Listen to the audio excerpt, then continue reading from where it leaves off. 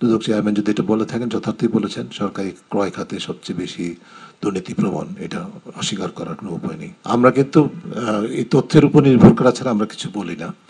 এখানে যে মেয়াদটা ছিল, মেয়াদটা হচ্ছে সেপ্টেম্বর 2024 পর্যন্ত, এবং ওই মেয়াদেই কিন্তু আপনার যে প্রশ্নের উত্তরটা ছিল তখনই কিন্তু আমরা দেখেছি, আপনারা প্রতিবেদন করেছেন, সারা দেশে বিভিন্নভাবে দলবাজি, দখলবাজি, চাঁদাবাজি ইত্যাদি অব্যাহত ছিল বা কোনো কোনো ক্ষেত্রে ব্যাপকতর হয়েছে। সেটার প্রতিফলন ঘটে থাকতে পারে, এটা এক। যে কারণে এই সূচকে শুধুমাত্র কর্তৃত্ববাদের মেয়াদ সেটা বলা যাবে না, এর মধ্যে অন্তর্বর্তীকালীন সরকারেও কিছুটা সময় চলে এসছে তথ্য, এটা এক। এবং সেটা কিন্তু আমরা বাস্তব চোখে এখানে বসে দেখেছি।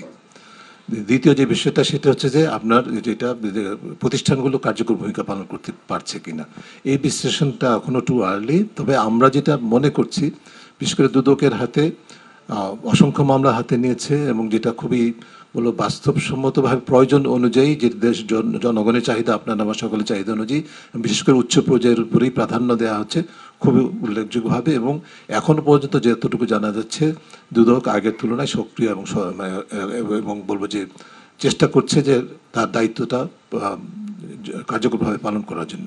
কতটুকু হচ্ছে সেটা আমরা হয়তো আরও বিশ্লেষণ করে পরে বলবো, কিন্তু এটি দৃশ্যমান আছে যে তাদের হাতে এই কাজগুলো নেওয়া হয়েছে। এবং বিশেষ করে যারা উচ্চ পর্যায়ের দুর্নীতি, যেটা নিয়ে আমাদের সকলের আলোচনা, এবং এই সূচকের সাথে যেটার প্রতিফলন ভবিষ্যতে সূচকে হয়তো ঘটবে, পরবর্তী বছর, কিন্তু সেটা কতটুকু হবে সেটা কিন্তু নির্ভর করবে কার্যকরভাবে কতগুলো মামলার ক্ষেত্রে তারা সুফল দেখাতে পারবে।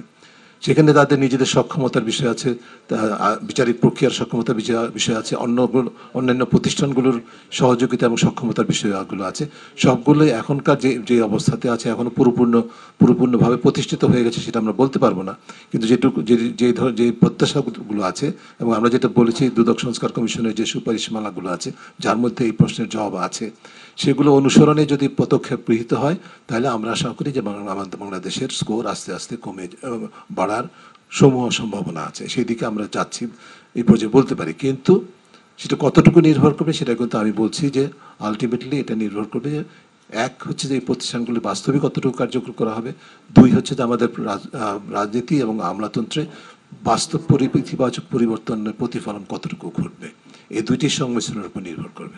পাবলিক সেক্টরে সরকারি ক্রয়, সরকারি নিয়োগ, এই ধরনের ক্ষেত্রগুলোতে এবং সরকারি উদ্যোগের প্রকল্প বাস্তবায়ন, এই বিষয়গুলো অন্যতম উপাদান হিসেবে যায়, কাজে সেটার প্রতিফলন এখানে ঘটেছে অবশ্যই। এবং দুদক চেয়ারম্যান যদি এটা বলে থাকেন, যথার্থই বলেছেন, সরকারি ক্রয় খাতে সবচেয়ে বেশি দুর্নীতিপ্রবণ, এটা অস্বীকার করার কোনো উপায় নেই। এটা বাস্তবে গত 50 বছরে 54 বছরের সৃষ্ট সমস্যা আমলাতন্ত্রের যে বিষয়গুলি, যে কারণে আমিও আপনার মতোই উদ্বেগটা প্রকাশ করি। চট করে একটা অন্তর্বর্তীকালীন সরকারের পক্ষে এটা আঘাত করা, এটাকে প্রতিহত করা, সংস্কার করে ফেলা সম্ভব নয়। সেই কারণে কিন্তু আমলাতন্ত্র সংস্কার কমিশন হয়েছে, জনপ্রশাসন সংস্কার কমিশন। তাদের বেশ কিছু অত্যন্ত সময়োপযোগী, কোনো ক্ষেত্রে বৈপ্লবিক প্রস্তাবনা আছে আমরা যেটাকে মনে করি, এবং এগুলো যদি বাস্তবায়ন হয়, এগুলো যদি আমলাতন্ত্রে ইন্টারনালাইজ হয় বা মূল ধারায় অন্তর্ভুক্ত করা যায়, তাহলে অবশ্যই সেটা পরিবর্তন সম্ভব। তবে এটা খুবই কঠিন কাজ, এটা অস্বীকার করার কোনো উপায় নেই।